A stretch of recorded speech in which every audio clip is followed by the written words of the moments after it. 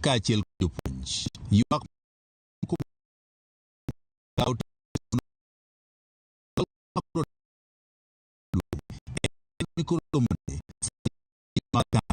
So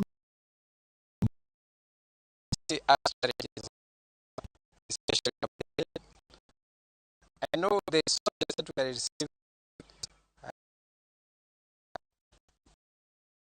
it was this time.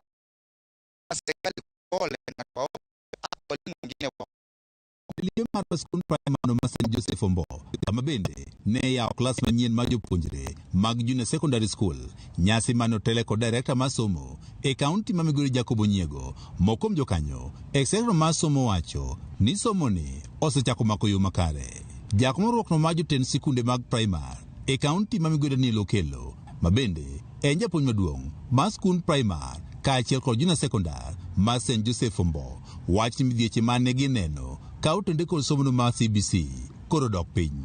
All over the country, the government osetemo monyalo kendo nyithindo nitie gi kuonde mag somo. Wan gi nyithindo 320 classes wan godo moromo gi asat now to wabro gombo no chako medwa achiel.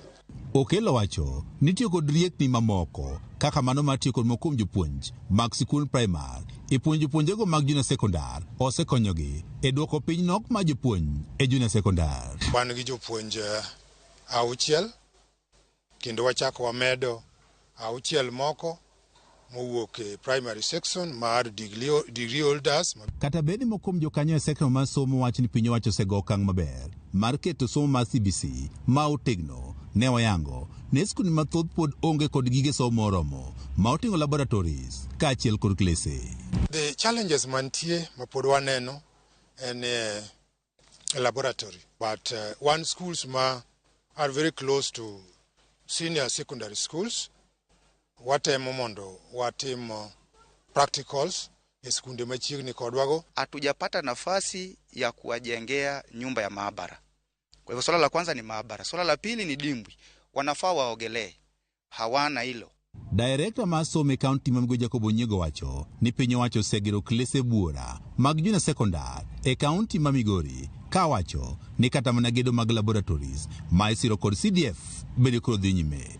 We have 635 junior schools in Migori County, and as we speak today, we have 671 classrooms that are being done either by the national government through the support of the World Bank or through the support of the money that the government gives through capitation to our institutions. Onyiego wacho ni nok ma jopuonj bende en gino ero mabende koro piny wacho koro ng'iyo. There has been accelerated process of teacher recruitment for purposes of addressing the issue of staffing in the junior school.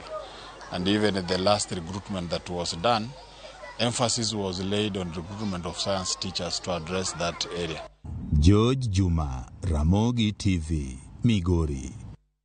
Bas wadhi yuyo moro machuok kod weche manyien bang' dakika matin anu kuseoro ote mar 2 3 6 9 Ramogi TV.